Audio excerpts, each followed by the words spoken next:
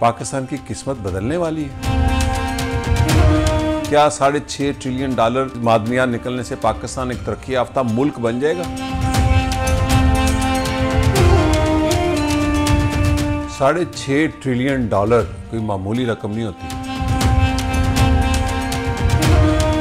कराची के समुद्रों के पास जजीरों से खजानों की खबर दी। दुनिया का तीसरा बड़ा दूध पैदा करने वाला मुल्क है। मैंने आज तक तारीख में कोई ऐसी कौम नहीं देखी जो खजाना मिलने से तरक्की कर जाए।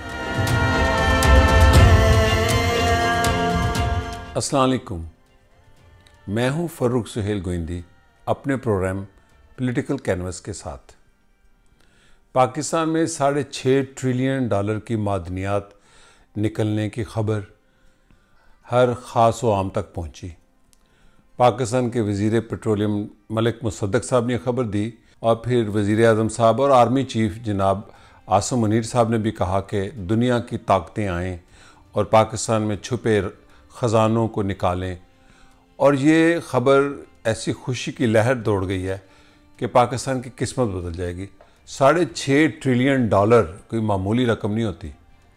इतनी बड़ी रकम कि दुनिया का अमीर मुल्क बन जाए। पाकिस्तान की किस्मत बदलने वाली है इन मादनियात से जो ज़मीन में छुपे हुए हमारे ख़जाने हैं, तांबे सोने की शक्ल में। ऐसी खबर चिनियोट के अंदर फौलाद और लोहा की खबर हमने सुनी जब शहबाज शरीफ साहब ने कहा, और उससे पहले कुछ अर्सा पहले आसिफ अली जरदारी साहब ने कराची के समुद्रों के पास जजीरों से ख़जानों की खबर दी। पाकिस्तान ख़जानों का मुंतज़िर है। ये कौम समझती है कि पाकिस्तान दुनिया की ऐसी मुमलिकत है जो चूज़न पीपल हैं। ये सहूनियों का एक कॉन्सेप्ट है, यहूदी जिनको कहते हैं, यानी कि रिलीजियस पॉलिटिकल यहूदी, कि खुदा के पसंदीदा मखलूक हैं, हमारे पास ख़जाने हैं। अच्छा, बात ठीक है कि हम दुनिया के उन 14 ममालिक में आते हैं जहाँ पर एक वक्त में 4 मौसम होते हैं। इससे बड़ी नेमत ही कोई नहीं। यानी कि हम एक वक्त में पूरे मुल्क में 4 मुख्तलिफ़ किस्म की फसलें उगा सकते हैं। पाकिस्तान दुनिया के उन ममालिक में भी सरे फहरिस्त है जहाँ पर दुनिया के पानी का रिज़र्व है ग्लेशियर्स की शक्ल में। सबसे ज़्यादा ग्लेशियर्स पाकिस्तान में है। पाकिस्तान दुनिया का तीसरा बड़ा, आप जाके अदाद शुमार अभी देख लें, दुनिया का तीसरा बड़ा दूध पैदा करने वाला मुल्क है। ये भैंसों से और गाय से हमारे पसमानदा निज़ाम जो देहात का है, हम उसके बावजूद तीसरी मुमलिकत है। हमारे से पहले अमेरिका है और उससे पहले इंडिया है। लेकिन क्या हम इस दूध के निकलने को दूध की नहरों में बदल सके? क्या दुनिया में पाकिस्तान का दूध बिकता है? मक्खन, पनीर, घी और दूसरी जो चीज़ें बनती हैं, प्रोडक्ट, मिल्क प्रोडक्ट दुनिया में जाती हैं।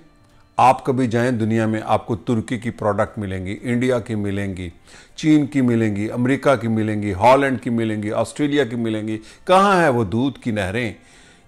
ये होता क्या है? और मज़े की बात है कि लोगों को फिर भी असली दूध नहीं मिलता। पाकिस्तान में रकोडेक में सोने के ज़खायर थे, हमने अरबों रुपए लगा दिए, अरबों रुपए कह रहा हूँ कि हम मुकदमा लड़ रहे हैं जो कंपनी ने हम पर किया है। ख़जाने निकलने से कौमें और मुमलिकतें तरक्की करती हैं। मुझे तारीख़ पढ़ने का शौक़ है। 14,000 साल की तारीख़ पढ़ता आया हूँ मैं, जो दुनिया की पहली बस्ती थी सुमेरियों की। मैंने आज तक तारीख़ में कोई ऐसी कौम नहीं देखी जो ख़जाना मिलने से तरक्की कर जाए। दुनिया में आप हम असर तारीख़ देख लें, अमेरिका की तरक्की, यूरोप की तरक्की, चीन की तरक्की, जर्मनी की तरक्की, जापान की तरक्की और ये तुर्की की तरक्की, जिसकी हमें बहुत फ़िक्र है पाकिस्तानियों के। जैसे मुआहदा लुज़ैन का यहाँ हवाला दिया जाता है कि डिगिंग करने की इजाज़त नहीं है। ये ऐसी ख़बरों पर हम बहुत यकीन करते हैं, झूठ वाली ख़बरों पर, और हम ख्वाबों में रहने के ख्वाहिशमंद हैं। क्या पाकिस्तान दुनिया में ये $6.5 ट्रिलियन जिसकी हामिद मीर साहब पाकिस्तान के सीनियर एंकर हैं, उन्होंने भी ट्वीट किया, खबर के तौर पर ठीक है, क्या $6.5 ट्रिलियन मादनियात निकलने से पाकिस्तान एक तरक्की याफ्ता मुल्क बन जाएगा? पाकिस्तान एक तरक्की याफ्ता कौम बन जाएगी? पाकिस्तान एक तरक्की याफ्ता रियासत और समाज बन जाएगा? क्या तालीम, रोटी, कपड़ा, मकान, सेहत, ट्रांसपोर्ट, सड़कें, शाहराहें, स्कूल, हस्पताल ये बन जाएंगे जैसे जदीद दुनिया में है? क्यों नहीं बनेंगे? मैं आपको एक मिसाल देता हूँ। नाइजीरिया, वो दुनिया के 10-12 तेल पैदा करने वाले ममालिक में है, कभी कभी वो तीसरे नंबर पे भी आता है। जो दुनिया में तीसरे नंबर पर तेल एक्सपोर्ट करता है, नाइजीरिया, अफ्रीका का पसमानदा मुल्क है, पाकिस्तान जैसा है उसका हाल। कभी हम उसके साथ होते हैं, कभी वो हमारे पीछे होता है, करप्शन के हवाले से, गुर्बत के हवाले से, पसमानदगी के हवाले से। अफ्रीका के कई मुल्क हैं जहाँ से चॉकलेट निकलती है, कोका निकलता है। दुनिया के कई गरीब मुल्क हैं जहाँ दुनिया पर मादनियात निकलती हैं। क्या मादनियात निकलने से कौमें तरक्की करती हैं? पाकिस्तान का जो हम कहते हैं जी 200 अरब डॉलर बाहर है, वो क्यों है? इसलिए कि पाकिस्तान में पैदावार होती है और पसमानदा निज़ाम के बावजूद हमारा मेहनत कश, हमारा दहकान खुसूसन पैदावार करता है, लेकिन उसका मैकेनिज़्म नहीं है, दौलत की जायज़ तकसीम नहीं है, दौलत लूटी जाती है। तो ऐसी रियासत तो लुटेरों और हुक्मरान तबकात, अच्छा जब मैं हुक्मरान तबकात कहता हूँ, आजकल के बच्चे हुक्मरान तबकात समझते हैं जो हुकूमत में हो। दोस्तों और नौजवानों, हुक्मरान तबकात हुकूमत वालों को नहीं कहते। हुक्मरान तबकात उनको कहते हैं जो हमारे वसाइल पर काबिज़ हैं, जो हमारी पॉलिटिक्स की ताकत पर काबिज़ हैं, और वो लोग, वो अदारे जो इस मुल्क की इक़्तिदार की ताकत पर काबिज़ हैं, वो होते हैं हुक्मरान तबकात। तो अगर पाकिस्तान में $6.5 ट्रिलियन के मुताबिक जो ख़बर है, और दुरुस्त खबर होगी, मादनियात निकल भी हैं, तो क्या पाकिस्तान के लोग तरक्की कर जाएंगे? बिल्कुल नहीं करेंगे। मैंने जैसे कहा कि दुनिया की कोई रियासत तरक्की नहीं करती जब तक उसके पास इल्म ना हो, जदीद ज़माने का इल्म। मैं आपको इस्लामी मिसाल देता हूँ। बगदाद मुसलमानों ने तरक्की की, ऑटोमन मुसलमानों ने तरक्की की, और सबसे ज़्यादा स्पेन में मुसलमानों ने तरक्की की। हत्ता कि हिंदुस्तान में हिंदी मुसलमानों ने तरक्की की मुगलिया एम्पायर की शक्ल में। और दूसरी, उसके पीछे तालीम थी। मुझे कोई रियासत बता दें, मैं चूँकि तुर्की को बहुत पढ़ता हूँ, तुर्की की सारी तरक्की का राज वहाँ पर साइंटिफिक अप्रोच है जो कि सेकुलर होती है। तुर्की की सारी तरक्की का राज वहाँ पर लिटरेसी रेट और साइंटिफिक एजुकेशन है, टेक्नोलॉजी का हसूल है। पाकिस्तान क्या टेक्नोलॉजी की तरफ जा रहा है? पाकिस्तान की सनत का बेड़ा गर्क हो चुका है। तालीम का तो हाल ही ना पूछें, 2.5 करोड़ बच्चे तो स्कूल ही नहीं जा सकते। और ये जो हम कहते हैं 60% पाकिस्तान की आबादी यूथ में है, तो ये तो डिज़ास्टर है। अनपढ़, जाहिल और तालीम से बग़ैर जहाँ पर 60% मुमलिकत की कौम की आबादी होगी, उस मुल्क का क्या मुस्तकबिल होगा? ऐसे मुल्क में $6.5 ट्रिलियन की मादियात जब निकलती हैं, तो हुक्मरान तबकात उनको ऐसे तरीके से लूटते हैं कि आप जैसी मासूम 22 करोड़ कौम जो है वो ऐसे धोखे में आती है कि आप तसव्वुर भी नहीं कर सकते। और हर 10 साल के बाद एक नई नस्ल जवान होती है, तो धोखा खाने के लिए एक नई नौजवान नस्ल तैयार होती है। इसीलिए हर 10 साल के बाद एक जैली सा इंकलाब आता है और लोगों को कभी सब्ज़ इंकलाब दिखाया जाता है, कभी मादनियात का इंकलाब। तो ये हुक्मरान तबकात आंखों में धूल झोंकने की कोशिश कर रहे हैं, जो कह रहे हैं कि $6.5 ट्रिलियन के मादनियात निकल आएंगे और कौम एक शानदार मुस्तकबिल होगा। देखें, सऊदी अरब में तेल निकला जब पहली जंग अजीम ख़त्म हुई और उसका मुआहदा हुआ अरामको के साथ, अमेरिकी कंपनी, पहले ब्रिटिश ऑयल कंपनी। आज जो शहजादा सलमान शाह हैं, आज वो तुर्की की तरह अपने आप को एक लिबरल इंडस्ट्रियलाइज समाज बनाने की कोशिश में हैं, इसलिए कि वो तेल की दौलत उनके समाज को इंडस्ट्रियलाइज नहीं कर सकी। दौलत तो आ गई 100 साल में।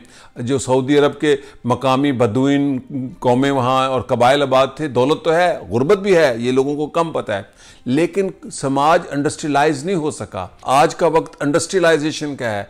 आप चीन की तरक्की की बात करते हैं, तो चीन की तरक्की की वजह तालीम और इंडस्ट्रियलाइजेशन है। जहां पर तालीम और इंडस्ट्रियलाइजेशन होगी, वो समाज तरक्की करेगा, वो समाज यूं उठेगा, वो मुल्क यूं उठेगा कि जैसे चीन उठा, जैसे मलेशिया उठा, जैसे तुर्की उठा। ये अभी आज की नस्ल को इन मुमलिकतों का या इन मुल्कों का ज़्यादा पता है। इसलिए जापान की तरक्की, जर्मनी की तरक्की टेक्नोलॉजी की तरक्की थी, और ख़ुद अमेरिका की तरक्की। आप अगर अमेरिका की तारीख को पढ़ना चाहते हैं कि उन्होंने 250-300 साल में कैसे तरक्की की, तो उसके पीछे एक साइंटिफिक तालीम की वजह थी, इंडस्ट्रियलाइजेशन थी, और वक्त के जितने साइंसदान होते थे वो आज भी, जब हम कहते हैं ब्रेन ड्रेन हो रहा है, हम बड़े फख्र से कहते हैं नासा में पाकिस्तानी इतने छाए हुए हैं, तो वो ब्रेन ड्रेन दुनिया का, सारी दुनिया से न्यूक्लियर साइंटिस्ट, न्यूक्लियर फिजिक्स के साइंटिस्ट, दूसरे केमिस्ट्री के, मेडिकल के, हमारे डॉक्टर्स क्यों चले जाते हैं अमेरिका और यूरोप में? चूँकि वहाँ पे फ्लोरिश करते हैं और इसीलिए वो तरक्की करते हैं। मादनियात निकलने से तरक्की नहीं होगी। मौजूदा हुकूमत ने ये सोचा इसलिए छोड़ा है, और यह हुक्मरान तबकात ने, कि वो पाकिस्तान के अवाम की आंखों में धूल झोंक कर एक नया खेल खेलना चाहते हैं। हम पाकिस्तानियों को एक ऐसे शराब में घुमाए रखने की कोशिश है 76-77 सालों से, कि हम थक थक कर हकलाने लगते हैं तो एक नई नस्ल पैदा हो जाती है। तो पाकिस्तान तो तीसरा बड़ा दूध पैदा करने वाला मुल्क भी है। कॉटन हम पैदा करते हैं, लेकिन कॉटन कहाँ जाती है? पाकिस्तान तो दुनिया का एक ऐसा खुशनसीब मुल्क है, जैसे मैंने कहा 4 मौसम है, दुनिया का सबसे बड़ा नहरी निज़ाम है, लेकिन हमारी ज़राअत सबसे पीछे रह गई। हम गंदम इंपोर्ट करते हैं, हम चीनी इंपोर्ट करते हैं, हम बिस्किट इंपोर्ट करते हैं, हम टॉफ़ियाँ, चॉकलेट, और आप अब तो स्टोर पे जाए सब्जियां भी इंपोर्ट करते हैं। ये पाकिस्तान की कौम को एक नया ख्वाब दिखाया जा रहा है। 8-10 साल में पूरी एक कौम का ढांचा नया बनता है, जो डेमोग्राफिक चेंजेस आती हैं, तो ये एक बड़ा ख्वाब पाकिस्तानियों को दिखाने की कोशिश की जा रही है, जो कि घनौना ख्वाब है कि $6.5 ट्रिलियन की मादनियात पाकिस्तान की किस्मत बदल देंगी। पाकिस्तान दुनिया का अमीर तरीन मुल्क बन जाएगा, पाकिस्तान दुनिया की खुशहाल कौम बन जाएगी, दौलत की रेल पेल होगी, और पाकिस्तानी 22 करोड़ जेबों में पैसे उनके नहीं पूरे आएंगे, गिरेंगे, गाड़ियाँ लेंगे। ये तरक्की नहीं है। जैसे मैंने बताया, तरक्की क्या है? दुनिया की जो हम असर तारीख है, उसमें तरक्की साइंस, टेक्नोलॉजी, इंडस्ट्रियलाइजेशन, प्रोडक्शन और एक्सपोर्ट से होगी, और समाज तरक्की करेगा। जब तक समाज तरक्की नहीं करता, जदीद हस्पताल, जदीद स्कूल, जदीद सड़कें, जदीद इंडस्ट्री नहीं होगी, कभी पाकिस्तानी कौम तरक्की नहीं कर सकती। शुक्रिया और खुदा हाफिज़।